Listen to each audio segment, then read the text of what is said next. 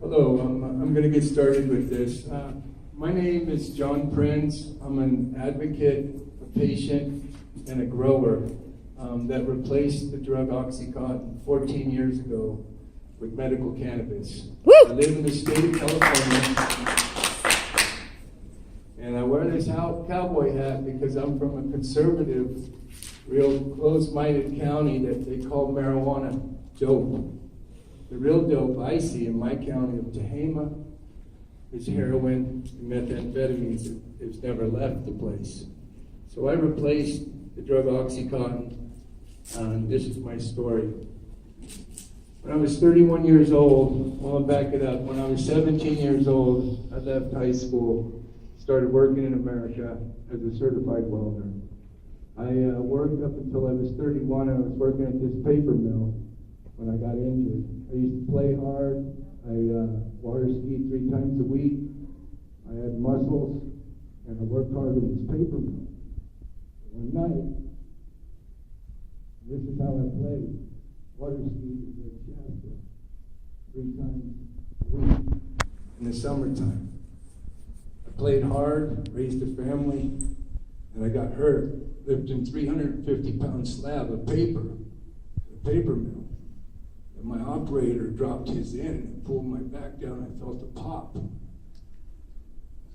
This is what happened to me after I had a surgery, my first surgery in Redding, California. I had what they call 3 discs possibly messed up, and the surgeon didn't want to do a discogram. So $1,300 surgery, discogram would have prevented this. This gentleman operated on me. His name is Dr. Tate. I call him AKA the Butcher. And so I had to have 4 more surgeries down in the Bay Area that I've been going to these doctors for 24 years. This is my 4th surgery that doctor had operated on Joe Montana, football player. He went through my stomach, took out 3 discs, put in 3 plugs, caused me a bunch of pain. It put me on opiates. I ate them for 12 years. Don't know why, but I listened to my doctors. So I didn't know anything about medical marijuana when I ate these opiates. What I knew about was pain. So I ate the pain medications because this is the only thing they have on their plate to give us.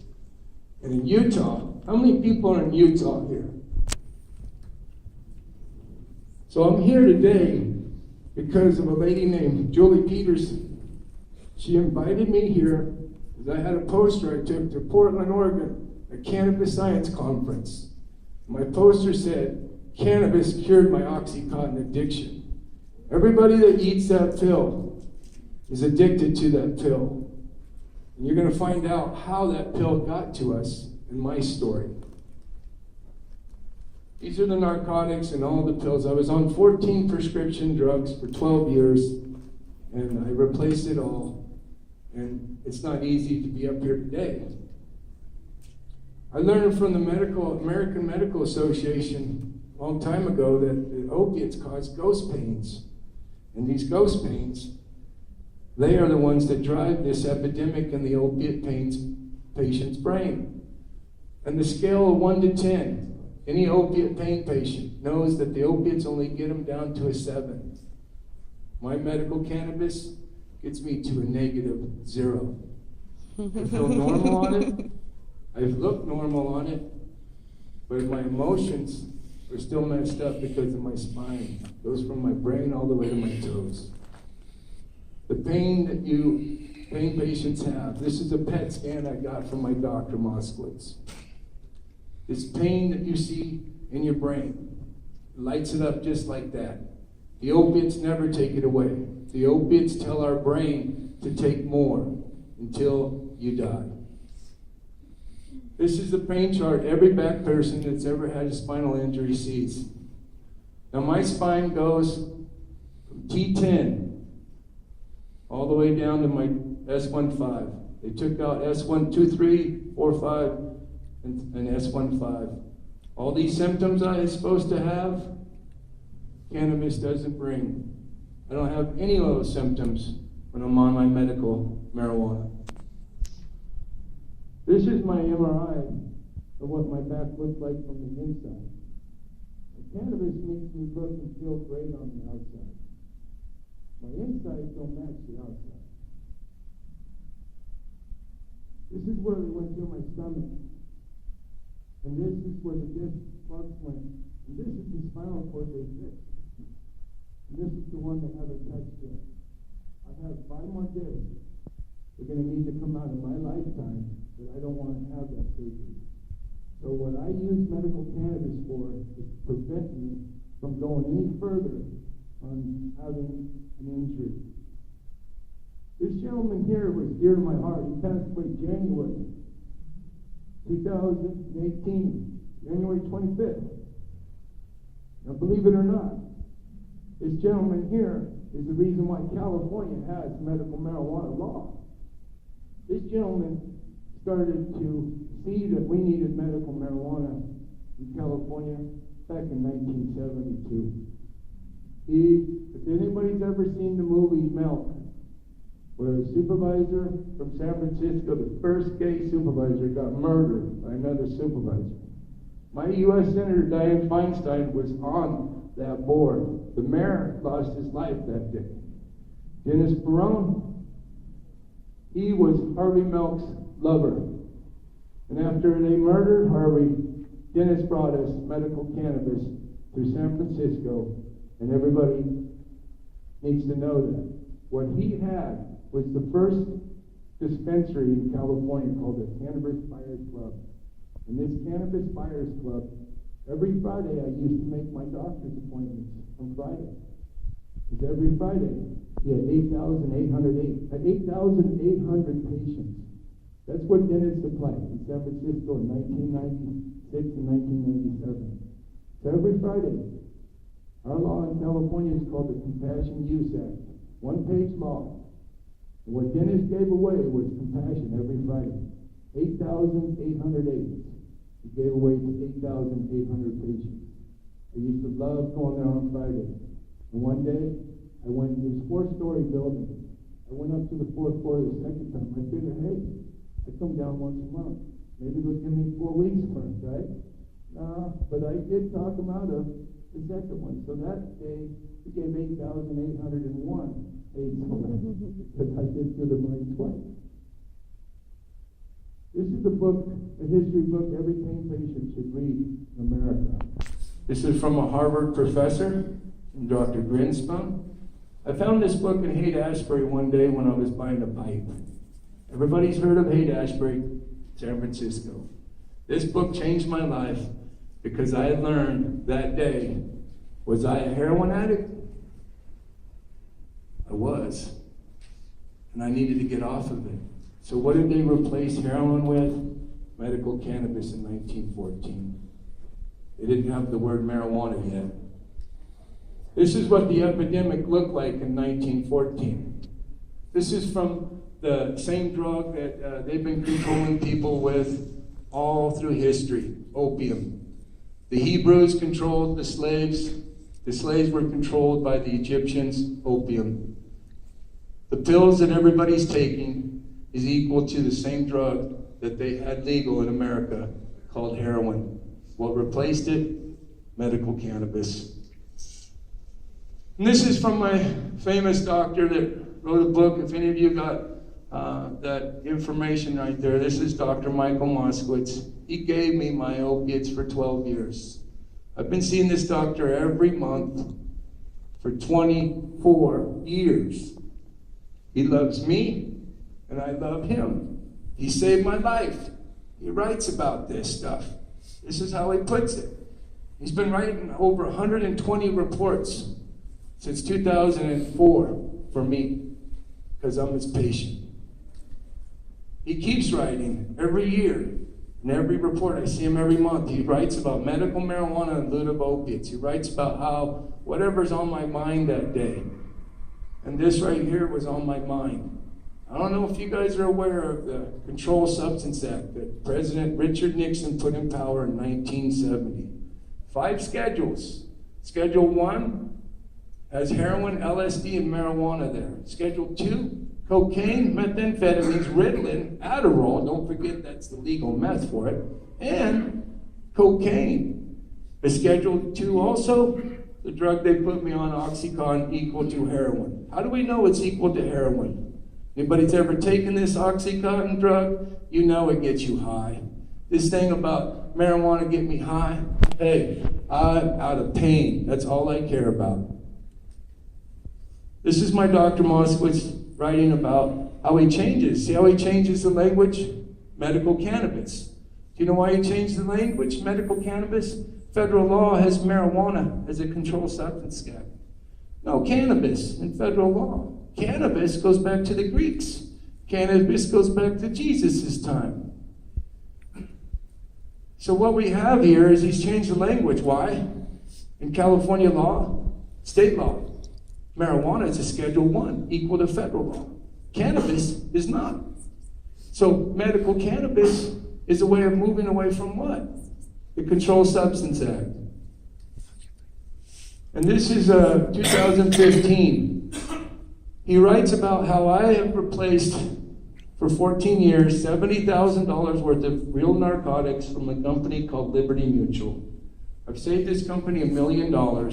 They reap the benefits. I make my medicine with cannabis and olive oil. I don't use butane. I don't use alcohol. I don't use CO2. I use olive oil because it is written. And so New Mexico, they get it paid for in their work comp system. In California, we have a California Health and Safety Code law, 11362.785D, as in dog. If they took that out of California state law, I too would have my medical marijuana funded. Now, how much do I use a month? 2 pounds. 2 pounds of medicine I use, that there's no way anybody's going to give me that money for free.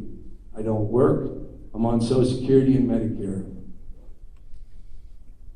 This is my Dr. Michael Moskowitz's book. I hope everybody goes out that's in pain and buys this book. Not because it's going to cost you money, but because it's going to give you knowledge. This was written in 2017. I've already said this to other people, he's going to write more books, I'm sure he is. He's going to write one for patients and one for doctors. My doctor goes back, if you read down here, he goes to Walter Reed's Hospital. This is federal. He's allowed me to have 24 years of my medical papers are mine to use. I then use them to show and shape the lawmakers in our federal government's eyes. This is my California law. This is what I get to grow. This is me 14 years ago. This is what I make my medicine with, and in November 5th, we'll have it for 22 years. What's going on in Utah, man? You guys don't have the freedom or even the real knowledge. So today, I hope to help all of you guys walk away from this with a lot of knowledge. The knowledge of, I see a lot in the crowd that are patients, and the knowledge of what we don't have on our plate. So we have all sorts of pharmaceuticals, we just don't have medical cannabis on our plate from our doctors. This is what I take. I developed it. Remember I said I was a patient, advocate, and grower. That makes me a mad scientist.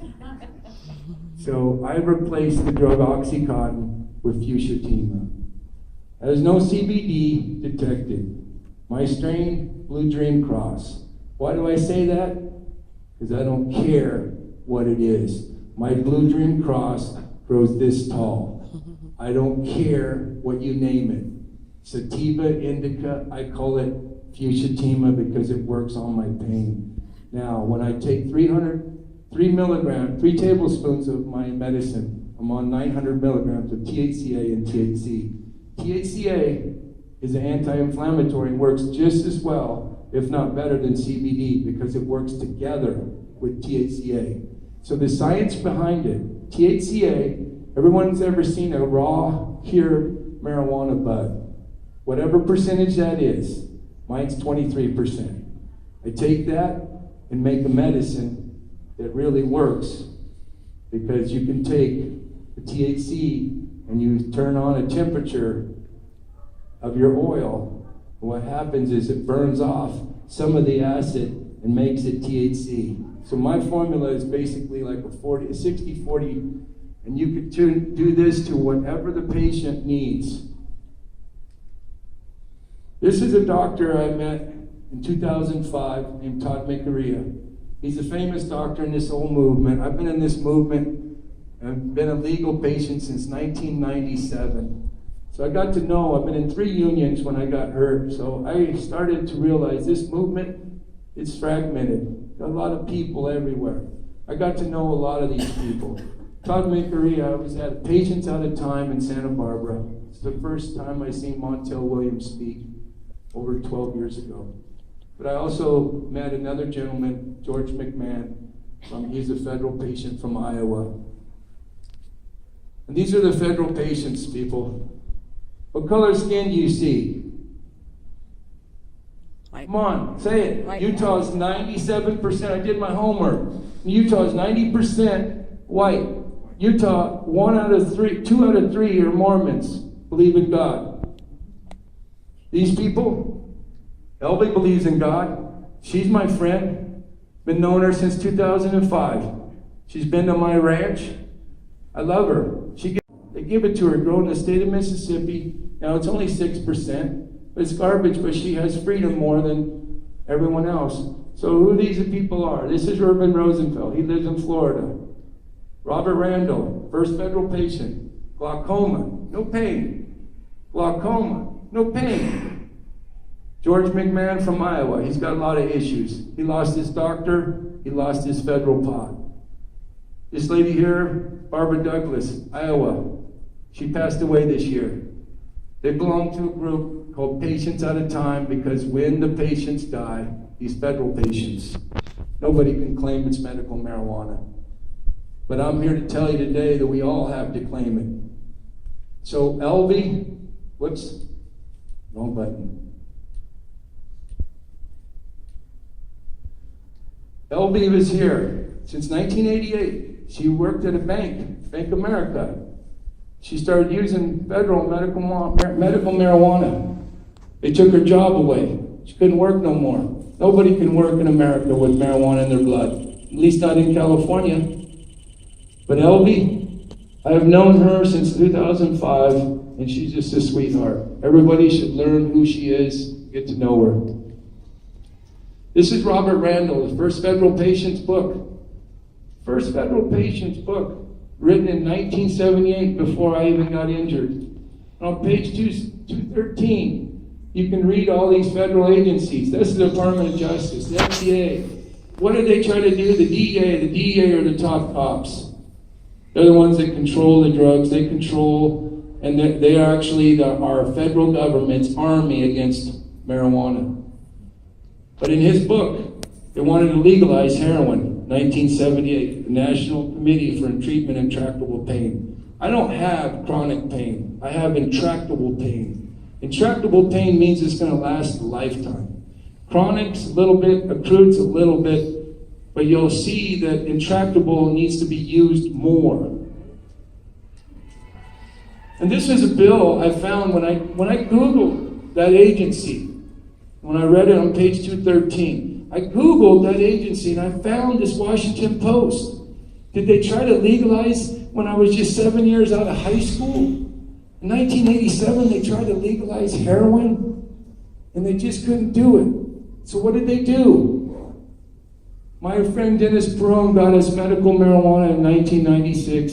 It's not a coincidence, people. They brought OxyContin here in 1996. This is top cop from Utah. Remember I said I did research? This is the top cop. He says it's a federal against the law to use marijuana.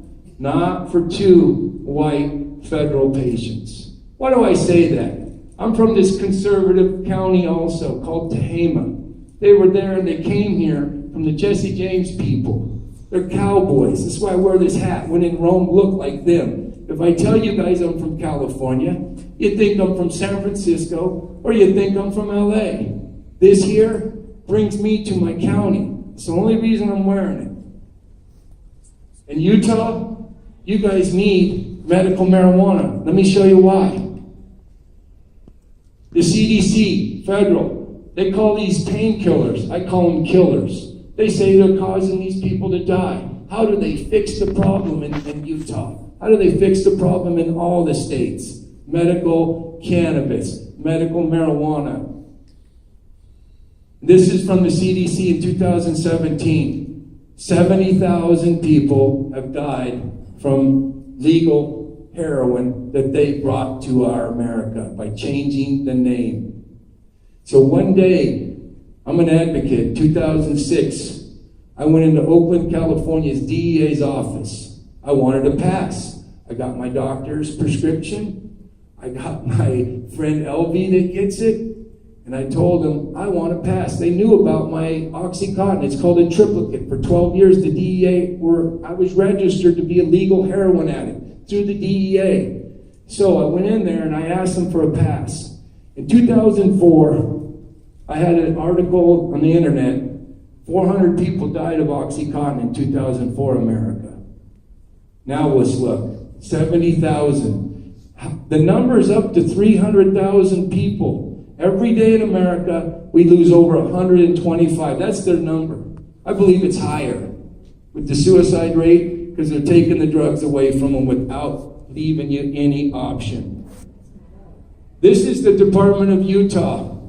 Did my homework. Every day, one person's dying in Utah because of lack of access. Now, when you look at how long I've been telling my federal government this, how long I've been off of Oxycontin for 14 years, 12 years could have saved 30,000 Utah people from taking and dying because of a prescription drug they got from their doctor. And believe me, you know what the number one thing nobody's ever saying? You taxpayers that work, you funded all of it. Every medication I took was funded. Everything that I ate was funded. If I go to the emergency room right now, my Medicare will fund the opiates. You guys have to pay for it. That's being lost in this whole mess. This is Utah when they take away the opiates. Take away the Oxycontin, they can take away the opiates, but what's coming? Heroin. Why? Because heroin's the same drug. So we have the addiction or the appetite for the people that want that drug. Who will bring this heroin to Utah? Mexican cartel? The Chinese from the internet? Or anybody else that wants to find this stuff, because fentanyl is coming from China. And they're making pills and they're selling pills because there's people that truly still like to be on the opiates because they don't know there's a better option. So heroin is still going to flood Utah. This was 2015. 55% of the deaths were because of prescription drug Oxycontin. But you take away the Oxycontin, the heroin increase, how are you going to stop the deaths? Medical marijuana. Utah needs to vote in some form of medical marijuana. We're back to Utah, top cops, right? Think about it. Marijuana is illegal federally, but not for 2 white federal patients. 79% of Utah. I looked the streets. We didn't see any color of people here. It's crazy. California has every person in the world there. And we don't see it as a bad thing. But yet Utah has 97%, all these white people, and this top cop says it's still federally against the law. Really? But he won't tell you that about the deaths every day from Oxycontin. How come? It's not federally against the law. It's not federally against the law. It's legal to die in America. This is from Purdue Pharmaceuticals, the manufacturer of Oxycontin. You only have 23% side effects of all these drugs. Medical cannabis, 0. 0 side effects. Why I say that? 2 federal patients. They've been getting this stuff federally grown from in the state of Mississippi. Do you have universities in Utah? Yeah. So why we don't have medical marijuana instead of opiates? It's because of lack of education. You change the name and it sounds great. Fentanyl, I never was on fentanyl. I was done with my stuff before that. So they wanted to do a morphine pump on me. They want to put 3 months supply into my side. I had to go to the doctors, and my doctor said, hey, it's okay though, John. I said, well, doc, what happens if that thing messes up? Oh, you got 3 months supply of morphine in your body. You're dead. And so I decided not to go that route. Anybody ever have a procedure called a spinal cord stimulator? A TENS unit. Anyone know what a TENS unit is? Well, this 10 unit goes into your spine. They surgically put it into my spine. It's called a spinal cord stimulator. And you turn this thing on, and all it did was give me 10,000 pains in my feet. It's supposed to make me feel better that I feel that pain than the pain I'm feeling. It's crazy. It's like taking a hammer, and all you need is hit yourself, and you won't have that back pain no more. You'll have that toe pain. That's not any way of dealing with Americans. And this is Utah. If you guys don't vote in something, you should have voted something in 12 years ago, but you didn't know. You should have voted something in 3 years ago, but you didn't know. And now you guys are learning now. So what George McMahon, remember the federal patient I met, Patients Out of Time? He told me, John, you're a soldier now. I said, what? He says, because of what you learned in Patients Out of Time, you can't back down. I've been an advocate ever since. So I don't just speak this. This is the first time I've ever been up on stage because of Julie Peterson. So I don't just speak this. I speak it everywhere I go. Because if you're a true patient, your disability is everywhere. And so I'm at Walmart. I tell people about this. Everywhere I go, my wife tells me that I'm the one that brought the Northern California. They don't use opiates no more. Everybody uses cannabis because, hey, it's legal now.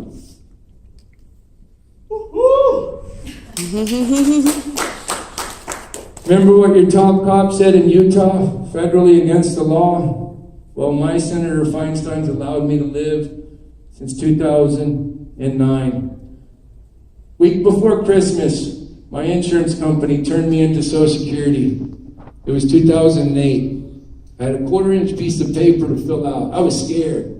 I called my friend, Dennis Perone. Called my friend, LB Musica. And I called another friend you might be heard of named Jack Hare. And Jack and LB and Dennis, they told me I had to lie. You can't tell the federal government, John, what you use. So that day, I put on that form, you let me live on medical cannabis, or you let me die on Oxycontin. And they let me live. This is U.S. Senator Feinstein. These are her words. However, she supports compassionate use of medical marijuana. Why this is very important? Federal law never uses these two words together. I have them in letters. The federal government can never put me in prison. They can never take my medicine away. It's the 8th Amendment. Cruel and unusual punishment. For what you guys have learned today, it's cruel and unusual punishment to use opiates when you know the damages of it. And medical cannabis can cure you. It's also a 14th Amendment issue. She's saying this because she's a California state federal senator. California federal senator. She was a state senator. She was even a supervisor in San Francisco when Harvey Milk died. She's quoting California law. This is California Department of Public Health. I have this same application with my Dr. Moskowitz information, chronic pain, medical marijuana program. This started after Dennis's Law Compassion Use Act in California. And so the legislation, they wrote out an application. Whoops. I just showed the district attorney of Utah who was speaking out there. Utah needs a form too. Utah needs an application you can take to your doctor. Utah, it should be between you and your doctor. not between you and some state official. We don't have those same guidelines with OxyContin. This is California law that my friend Dennis Crone got us. And if you look, it's going to be 22 years come November 5th. You guys vote in November 6th? Yep. Think about this. One-page law. One-page law that gives the patient the right to grow.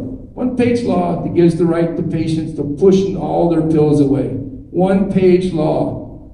This law got taken over by recreational law, Prop 64 in California, where they just legalized it. 21 and over won. The patients, we lost. So Compassion Use Act isn't dead yet, because we're going to bring it back. We're not done yet. This is federal. Remember your top cops in Utah says it's still against federal law. Well, because I told the truth, the Medicare and Social Security. This is what they call a Medicare work comp, Medicare set aside. Basically, my insurance company, they want me to take $500,000 and make the taxpayers Medicare pay for my future surgeries. So I'm holding out. I'm holding out until I get my medical marijuana funded. It's worth $3.5 million if I could just get it legally through the federal government like Elby does. So how can Medicare, and this here, this is my PTSD, mood disorder, my pain disorder. These are my future surgeries I need. So tell me if it's federally against the law. Patients that are on Social Security, patients on Medicare, you have to step up. You have to do it for yourself. We're individuals. Under the 8th Amendment, we're all individuals. Everyone's pain in this room that's in pain, it's all individual. It's not a group effort. This is my friend Elby Music. I took her to at Cannabis Science Conference in 2017. Great conference, great knowledge. I call it Patients Out of Time on steroids. There's so many people there. So Montel was a keynote speaker this year. And this year it was Fran Drescher from The Nanny and Dr. Uma and a lot of other real great speakers. And so Elby is proof. Is it federally against the law?